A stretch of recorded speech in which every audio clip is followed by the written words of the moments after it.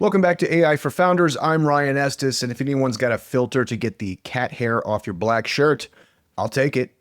Today's guest is Heberti Almeida, the creator of Pinery, a beautifully simple Mac app for writing and self-publishing books in Markdown.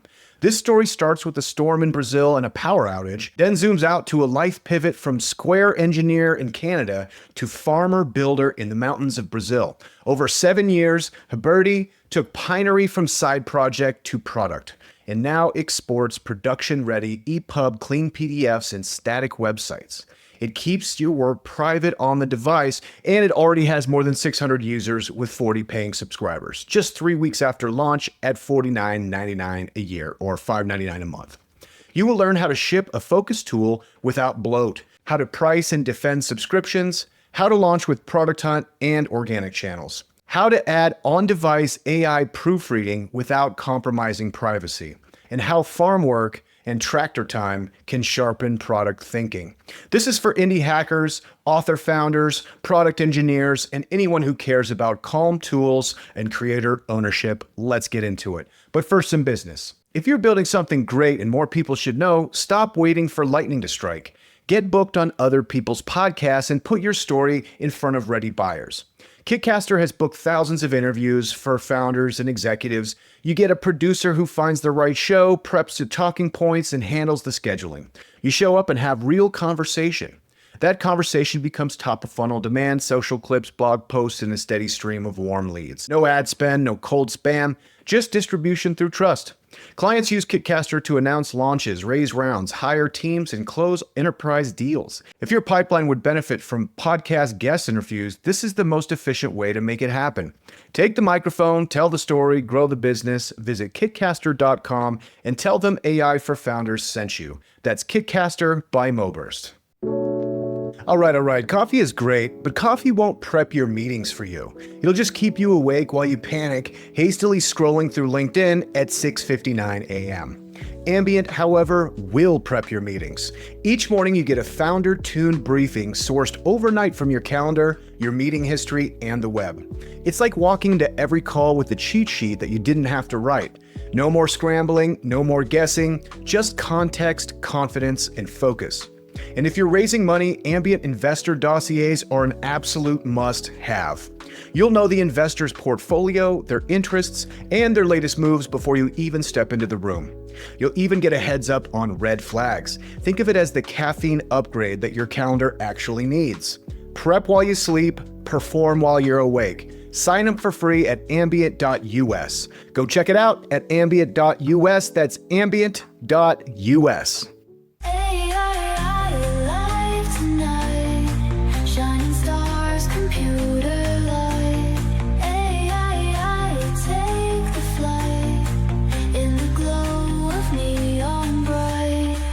Heberti, how are you? Hey, I'm good. Happy to be here with you today. So excited about it. It was a bit of a cliffhanger because maybe you can break it down for us, but I got a message early this morning. You're like, man, I can't make the podcast. We had a storm. It knocked out my power. I'm at a friend's now just so I can message you. So walk us through what happened. Yeah, it was quite last 2 days have been quite busy. There was a storm here in Brazil. And then the rain season is starting now, and it's as usual when you are in the countryside. Powers goes out, and there was a lot of occurrences, and the company was pretty busy. So it's been almost 24 hours without power, and it was restored this afternoon. Thankful. Incredible. So now we're going to talk about Pinery, which is this incredible application for authors. I can't wait. But I'm just fascinated. How did you find yourself into this small town and a farm in Brazil? Yeah, so I've lived my last almost 9 years in Canada. We've been living in Canada. We moved out of Brazil to live there. And I worked as a software engineer for multiple companies there and the US. My last 4 years, I was working at Square. I guess most people in the US would know Square for the white payment machines and restaurants. And so we were there. We're living in a small town. Huntsville, which is it's about 2 hours and a half, I guess, from Toronto. Um, it it's what they call cottage country, and it's nice. So pandemic hit, and things changed a lot for everyone, right? I guess everyone knows where they were and how it started when you were in pandemics. And we start thinking about, okay, we're here in Canada with a lot of ice, and how can we produce our food here? How can be more sustainable and have like food year round? We start thinking about that, and there was a bit of a spiritual thing as well. Me and my wife have been praying about this for a long time, and we decided to move to Brazil. So we moved to a farm. It's been almost a year now that we moved, um, and we have been starting to plant now. We did a lot of renovations and building stuff. I built everything, the furniture, the white furniture you see behind me. I built the furniture. Um, we're setting a greenhouse now, a big greenhouse that's 240 square meters. Uh, Wow. yeah, and we're also planting grapes and apples and olives. So hopefully in 5 years we're going to harvest a very good olive oil here. Incredible. So are you from Brazil? I am. I'm born and raised here, and I moved to Canada in 2016, 17, and I was there until last year. Yeah, end of last year. Amazing. That's a heck of a jump, isn't it? From the jungles of Brazil to the frozen Canada. How was that? Yeah, it's quite different, but you get used to it. Um, like my family would just get what we have. So we have the winter. Okay, let's enjoy it. Let's do some winter sports and just go outside and do something. So we have been canoeing even in the winter. Like my Cool. neighbors, Canadian neighbors, they would say, "Who are those crazy guys canoeing in the middle of the winter?"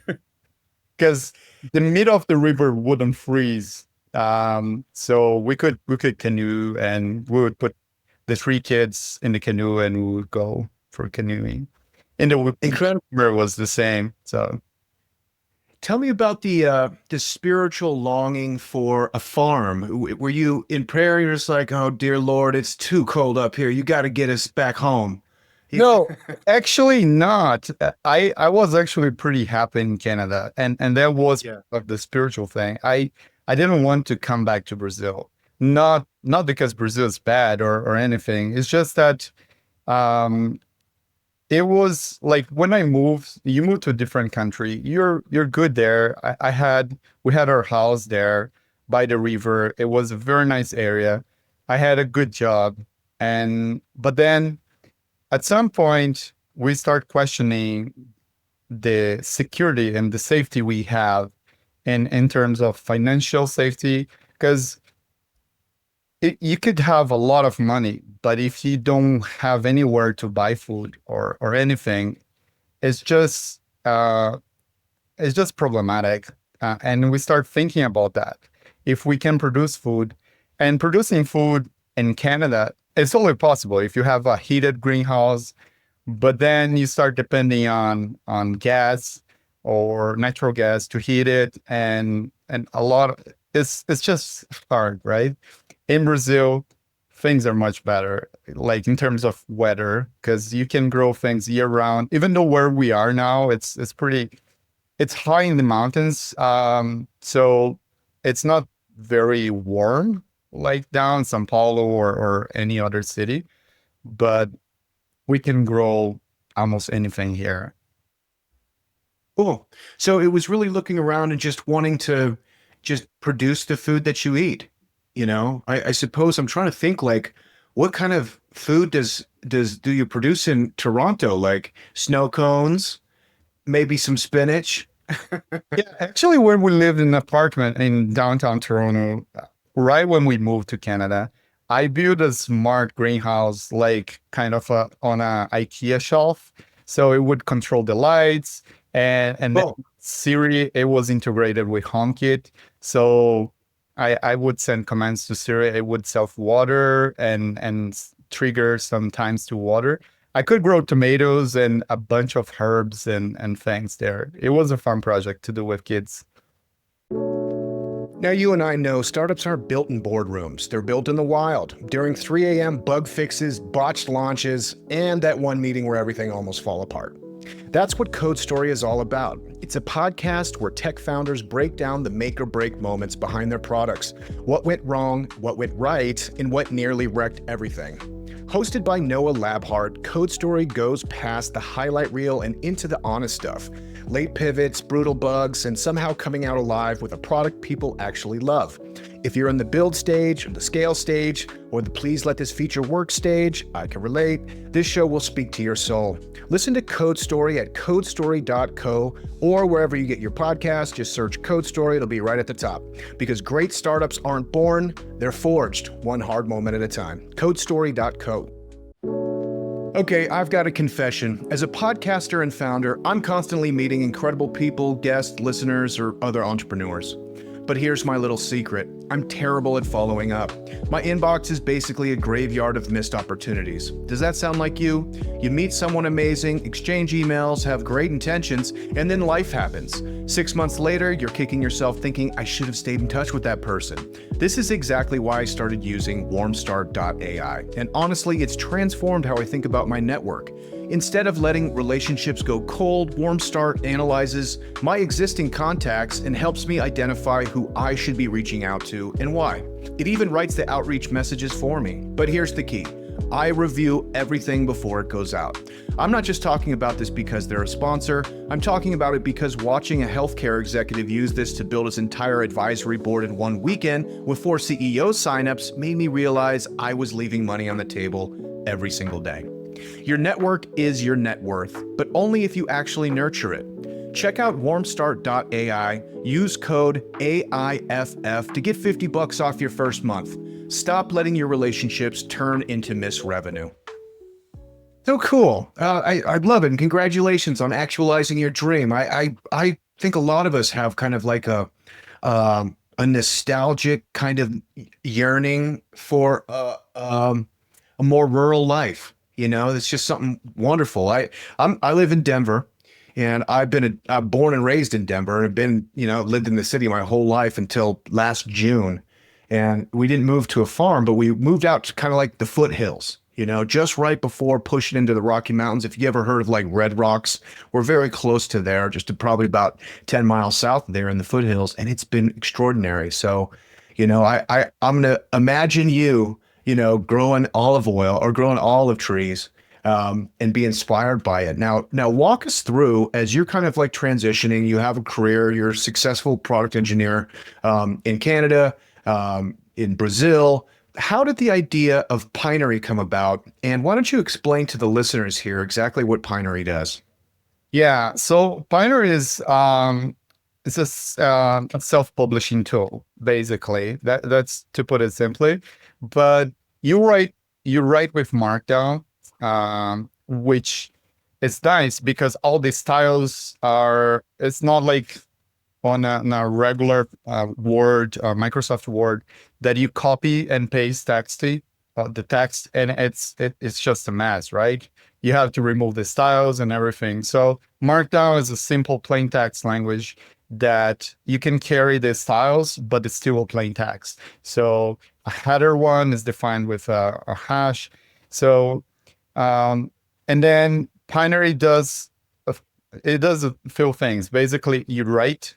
It has a focus mode on writing, and then you can preview, real time preview all the changes, and also you can design on it. You can customize the design of the book, change typography. All the fonts are available in your Mac. You can simply change it and customize colors and everything, and then you export production ready books. Like ePub, it will export ePub 3. It will export also a PDF. Not a PDF for printing yet, but it does export a digital PDF, and it can export also a static website. So you can host on AWS or something. Um, yeah. So that's basically what Pinery does. Extraordinary. And it really is super clean, and it looks like a very creative space, particularly for creating manuscripts or any kind of like technical writing. I think this could be great, largely because it frees you of all the distractions and availabilities, which now, particularly with generative AI, there's so many. I mean, I might spend more time looking for the right tool to create to create some kind of content than if it would take to just sit down and crank it out. So how did this kind of come to be? Were you working on a novel, or how, or would you consider yourself a writer? No, I actually worked for a big publisher in Brazil for 5 or 6 years before moving to Canada. I think like 2 years before moving to Canada, I worked on this company, and I got to work a lot with books, like doing digital publications or even physical books. And the publishing process is kind of broken, and it's very slow. So you write your manuscript on Word, and then you send to the publisher, and then they have someone who will look at the text and inspect for errors or suggest improvements to your text. And then it's a lot of back and forth. And then they keep renaming the file, like one, final two, like final. Once they get to the Final. something, they will send it to the designer, and then the designer will put it on InDesign, Adobe InDesign. Um, and then Adobe InDesign, they will change the layout of the text and everything. So after they do that, they have to send it to the editor again, and the editor have to read again. So by now, the editor have read this book, I don't know, like at least 5 to 10 times. And then because the layout changed, some text can wrap around, and they check for everything. Um, and after that's done, then they will publish the book. But with the EPUB version, they actually, after they do everything, they will export the EPUB from InDesign, and this EPUB will come with a bunch of garbage, like styles unnecessary. Even if you do a very good cleaning in your InDesign file, it will come with a lot of things. So you have to open on EPUB editor, or just unzip it, because EPUB files are just a zip with HTML and CSS, basically, right? But then there's this specification and also accessibility to this book that you have to improve. So that's what a lot of people would be doing. And I help with that process, because I built a library for iOS that would sell these books. And a lot of the times I would get the EPUBs. At the time it was EPUB 2.2 and transitioning to EPUB 3. And I built an open source library. It was called Folio Reader Kit at the time. And it was basically for parsing books. And so anyone could build like an iBooks app. So this library became popular at the time. A lot of people use it. A lot of big companies use to embed books in their apps. Um, and then after I moved on, I moved to another job after that company, but I kept thinking about improving this printing process and even producing books in a faster way. Um, and after I moved to Canada, actually, I started working on Pinery. So it took me a few years to launch it. I guess like almost, yeah, at least 7 years working on Pinery, but it was a side project. It wasn't a full-time job, right? So every time I had like some, like, I don't know, 2 hours, 5 hours, I would just sit and code a little bit and come up with the concept. So from the beginning, I wanted to use Markdown. I wanted to have a focus mode and also a preview mode. The design mode was it was hard to define and get to it, but I finally kind of merged the preview and the design mode. So it was, yeah, I worked on Pinery as a side project uh, until last year, when I moved to Brazil. So when we decided to move, I decided to quit my job at Square and work full time on Pinery and in the farm. So right now, Pinery and the farm are my main jobs. Incredible. And congratulations, man. It's truly a beautiful and elegant product. And I love it for its simplicity. It's not trying to be what it's not. And I know how hard it is to make something simple, as kind of It is. counterproductive that sounds. Now, you could have gone a million different ways to like, here's this AI plugin to help you write your outline. Here's this AI plugin to help you tell your story. How did you make the conscious decision to keep AI completely out of it? Well, I didn't make like a decision at the beginning because there was no AI at the time, right? When I started building Pinery, and until recently, we didn't have AI as we have now. But my main concern after we got AI was privacy, because the way I designed Pinery was I worked for a financial company, right? Dealing with a lot of sensitive data and PII, which I didn't want to have that for Pinery. So I don't want to know who is using Pinery. I don't want to know who are you and what you're doing the app, right? And that was how I designed it. And the challenge with AI for Pinery right now was, um, how can I make this privacy first? And if I start collecting information, like you select a portion of your text and you start scanning it with an AI tool, I'm gonna have to upload it to ChatGPT or like OpenAI servers or Gemini or any other tool, right?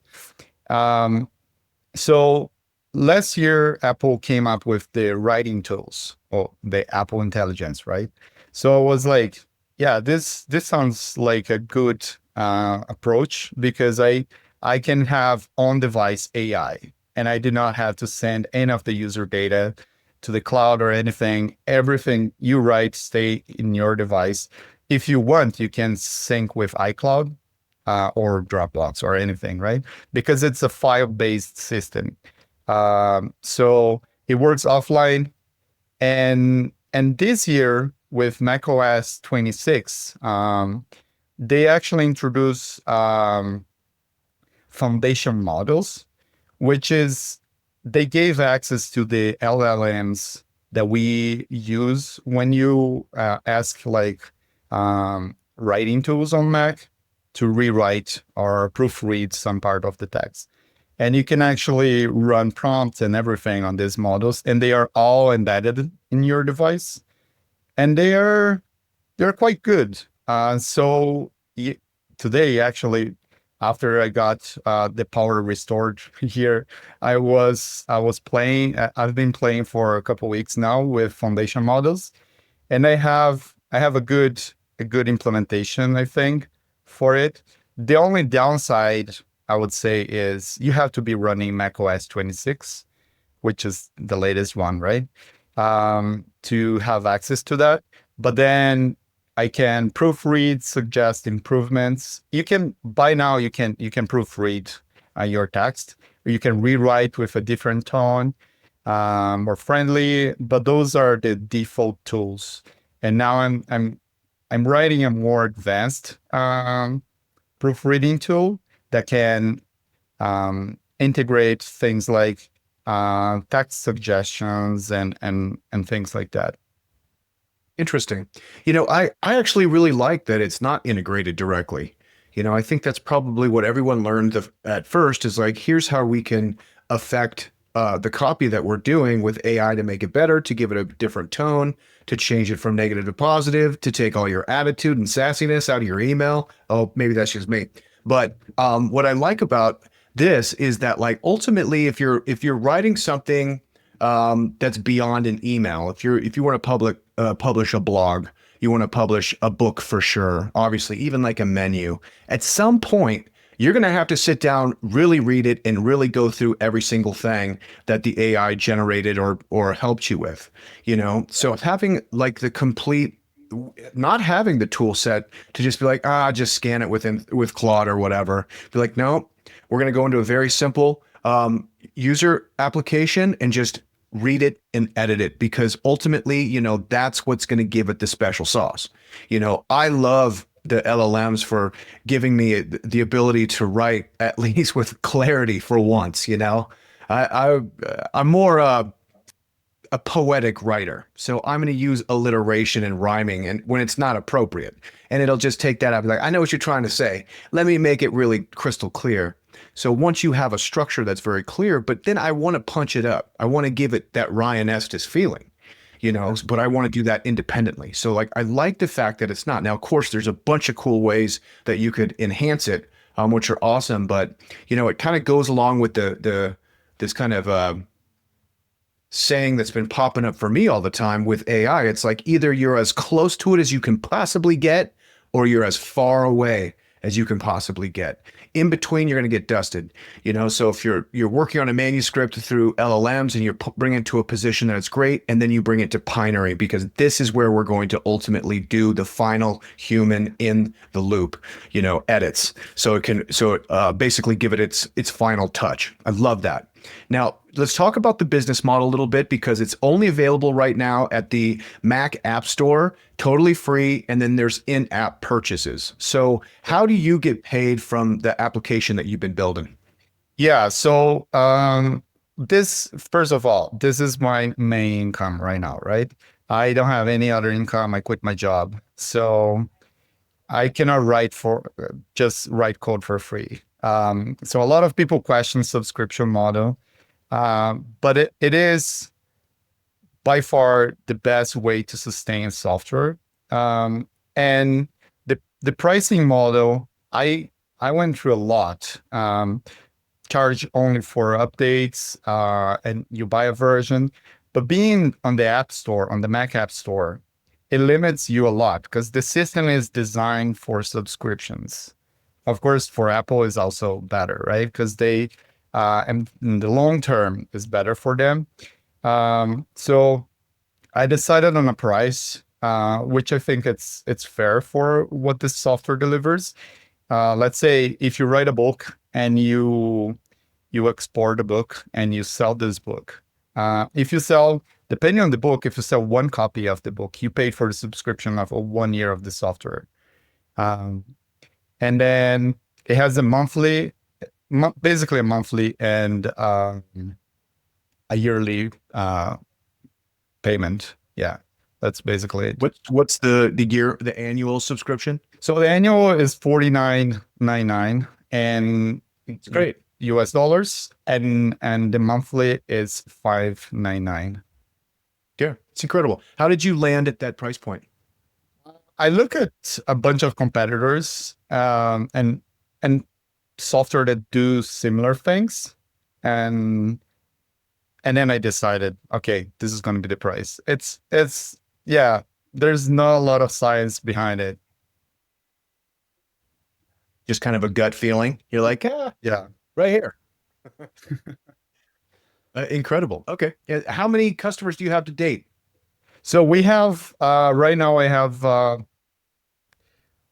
600 people using the software, and there is, as of yesterday, there is 40 subscriptions.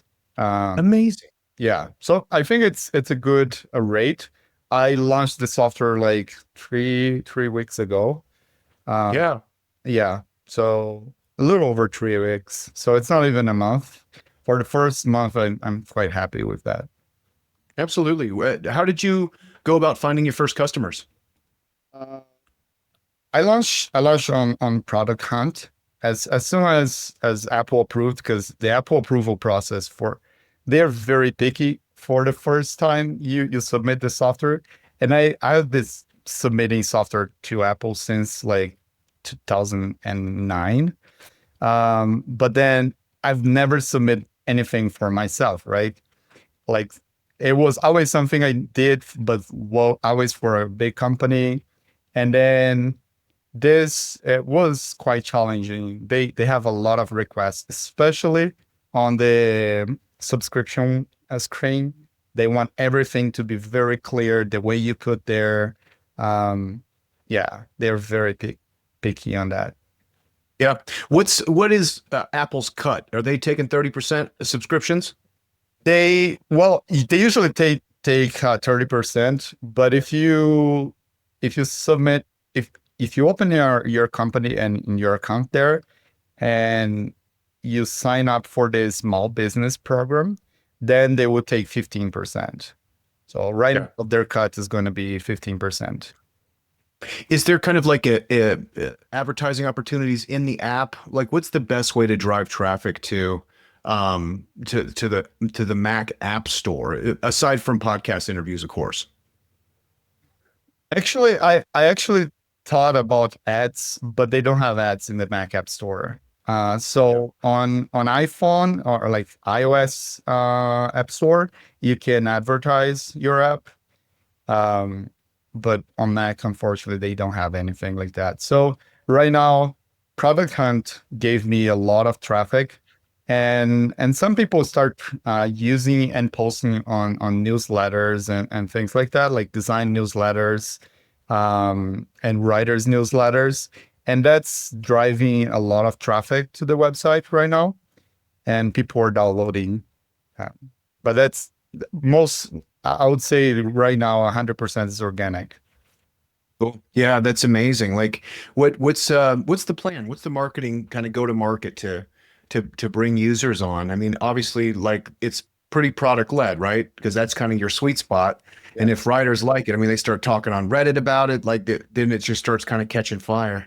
Yeah, I actually posted that. I forgot about that. I posted on Reddit, but it's kind of scary because people, I don't know, people love it, but they're so mean because of the subscription. They just hate it. And but at the same time, you think, okay, the price, I think the price is fair and people are paying for it. So I don't think the price is wrong. But it's just, yeah, you have to have some guts to go to Reddit. It's better when people start talking about it, instead of you posting about it. But Yeah, totally. my strategy And right now, I'm focused on improving the product and having a very high quality product, and the outputs make sure everything is perfect when you export your book. So I have been focused on that. I decided to launch because my wife kept telling me, like, you have to launch this thing. You have been working for so long and you are waiting for it to be perfect. It's never going to be perfect. So like I was like, yeah, I'm going to launch it. I think it's quite stable now. And then Apple came up with the macOS 26, which changed a lot with liquid glass and the new design system. It's not just like a simple change. It required a lot of work. So my last couple weeks, I was working on liquid glass to adopt the new design system, and it changed the UI of the app a little bit. The screenshots you have in the website now, they are from liquid glass, the new macOS design. amazing. What an incredible story, man. I love it. It seems like you're living your best dream right now. Yeah, I am.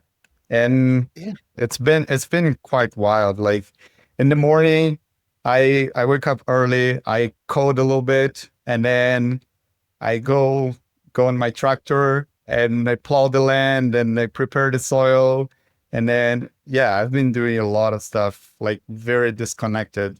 So it at least I feel like when I'm coding, I'm 100%, right?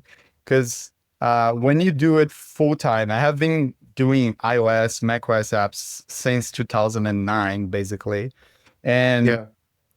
at some point, it's just like, I'm kind of tired of doing this.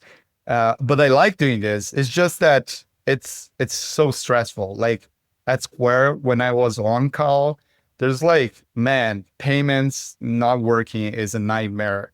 Printers not printing is the worst nightmare because if the printer doesn't print your order, you don't get the food. So on calls was like they were a nightmare. And now it's more balanced because I work on a problem, I fix something, I improve something, and then if it's not working, I just okay, I'm gonna finish this later.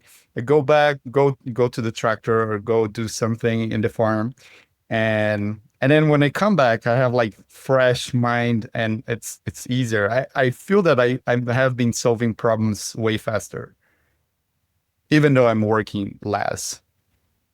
Amazing.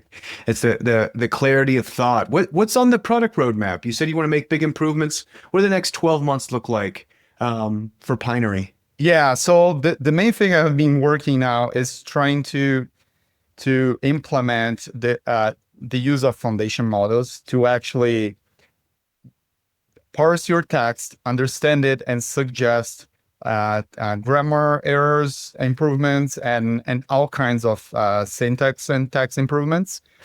The main challenge with that is, like the LLMs are not very precise. It's not always the same output. Sometimes you get some garbage. Sometimes you get something really good. So fine tuning the prompt and how um, to get a good output. It's been my main challenge now. So I plan to have like a full proofreading tool set for it. And also another thing I have been looking to is exporting an audiobook. So, but then for that, I will need to download the model to the device. So because right now the bundle size of the app is pretty small. I don't remember, but I ship it to the app store. It's like under 30 megabytes, the whole app, like everything. I don't have I have almost zero dependencies on other libraries. I built most of the libraries. I have some open source library like Markdown syntax, which is an open source library that I create for Pinery, and I just open source it for people to use. And I want to do the same with the audio books. So it's going to be another output. You export ePub, you can export a full audiobook file of your book. So cool. Yeah, I mean, there's once you have like the raw text, the ability to like throw it to 11 Labs to create an audiobook is right there. To throw it to, Mid Journey and do like a little animated like scene or something. It's so cool. But I love where the product is now. Now I got a feeling like what you really want to be doing is having a big farm. So what's the number? Let's say you build up Pinery and somebody offers you a number to buy it and just make you permanently farming. How much is it? Actually, actually never thought about that. I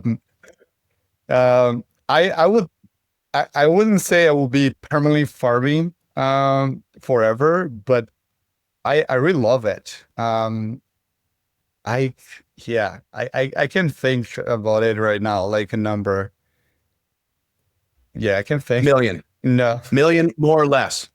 Yeah. I think it would have to be at least a million. I have been working on this thing for so long. Yeah.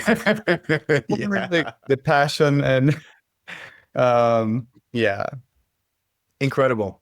Okay, it's been fantastic. I want to do a couple more questions with you, if that's okay. Yeah. Take you into the lightning round. Okay. Okay. So, um,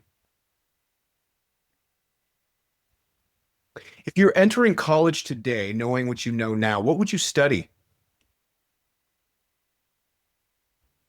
That's a good point. I don't know if I would enter college today with all the knowledge we have available. Um, like I have been working as a software engineer for so long now, and I have worked for like big companies in Silicon Valley, but I don't have a software engineering degree. I have a business degree, which didn't serve me for a lot of things. So I would just pick on something I really like and do it. Research, because with the internet, we have so much knowledge right now. If you want to build a rocket in your backyard, it's totally possible. You have so much knowledge nowadays that you can do. So I don't think I would go to a college. That's my point of view right now. What would you do instead? Would you work? Would you start making companies and stuff? Yeah, yeah. Well, right now with the mind I have today, I would go to farming because I Yeah. think not a lot of people are producing food, like high quality food, and we do need that. So I would go into that. I appreciate that because I'm a hunter. So I feel the same way about like kind of providing, you having your own food source is Yeah, it's very important, I think. yeah. Okay. What's something that you know now that you wish you knew earlier?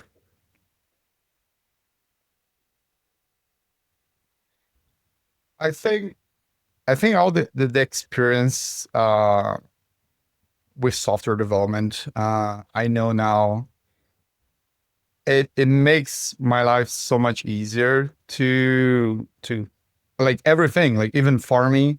I did like all the geo referencing of the farm, the mapping, and like low level maps with QGIS, and all those things. It's just because of my background. So if I knew that before, it would make my life a lot easier on a lot of things I did in the past. I know you're in the high country, but you got some good fishing out there? We do. We actually have a fishing pond. It's a good size, decent size.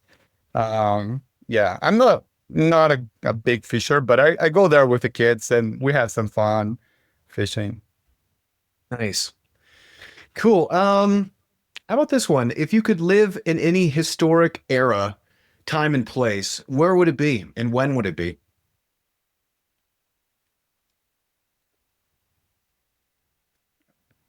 Yeah, that's a good one. I think I would like to live like in biblical times, right? The early, I think, yeah, there's a lot of questions I have and things that I would like to know. Um, but yeah, it's quite wild. Like, are we talking about like Christ era? Yeah, well, even before that, like more like Abraham era, earlier than that, Yeah. right? Because yeah, Yeah. Like being in Jerusalem when the Romans were there seems so scary, yeah, you know? The way they're like crucifying people and they're yeah, like put no, them on like and pikes and into town and just like, oh man. yeah. But yeah, like really old, like way back. Yeah, Seems really, really interesting. like how they live in a tent and moving around and having like, yeah, they're Animals and yeah, yeah, it's really interesting. It's cool too because I'm a big fan of the Bible, particularly the Old Testament, just because of the stories are oh yeah, so amazing and three-dimensional and very old. They don't really have dates. You know what I mean? They have some loose dates of when they started to be written down, but they're probably thousands and thousands of years old, just passed down orally, over the dinner table for a long, long time. So, it's fascinating to think back in those times for sure. yeah. It would be fun. Be fun. Yeah, and if I think about it, they're probably doing what I like to do and what you like to do. They're sitting around fishing, doing some farming, hanging out with their families. You're like, this is great. Yeah, Cool. This has been a fantastic conversation. I really appreciate your time. Where can people find you online and where can people purchase Pinery? yeah. People can find me on. I am on LinkedIn mostly. I started posting to on Twitter now. Um, but yeah, I mostly reading messages more than posting there. I am on Instagram. I post a lot of the daily farm life stuff in Instagram, mostly in Portuguese though. And then LinkedIn, Twitter, Instagram, yeah. And Pinery, you can find Pinery at pinery.app. That's the website, or you can go to the Mac App Store and just search for Pinery. Fantastic. Now, I'm a capoeira and a jiu-jitsu player, so I might have to get down there sometime. I've never been to Brazil, but the way you're talking about it, I got to get down there and see the farm. Yeah, no, if you come here, you definitely have to come and visit me. We're going to set up some Airbnb units here in the farm. Cool. So we're gonna have space for you to come for sure. All right, you open that up. I'll be your first customer. Now, I heard of a place called Floripa that also people are telling me I need to go to. You ever been there? I've been there. It's really nice. It's really nice. Yeah. So when you live outside of Brazil, like there's a lot of things people say about Brazil or the media say about Brazil, but and then it's just some people are scared to come to Brazil. Like there's no reason. Of course, if you go to Rio, which a lot of people go to Rio and they want to go and see the carnival and everything, of course, it's dangerous, right? But there are some very safe areas in Brazil, like where we live here in the south of Minas Gerais. It's amazing, very safe area. And in the south, I am from the south, so like Floripa is a very nice town, and everything in there in the south. There is because there's a lot of European immigration, so they have a lot of the European history there when the first settlers came, and yeah, it's just a beautiful area of Brazil. Incredible. Thank you so much for coming on the show, and congratulations to all your success. I wish you well, man. Yeah, thank you very much for having me, Ryan, and it's been a pleasure to talk to you. This episode is brought to you by MoBurst, the AI-first growth engine trusted by iconic startups like Calm, Robinhood, Reddit, Uber, and Google. MoBurst is a digital full-service mobile-first marketing agency that helps companies to scale and become category leaders. Whether you're finding product market fit or ready to accelerate growth, MoBurst delivers creative, data-driven solutions that help with scale and efficiency and impact. At MoBurst, we're not just guessing what works, we're predicting it.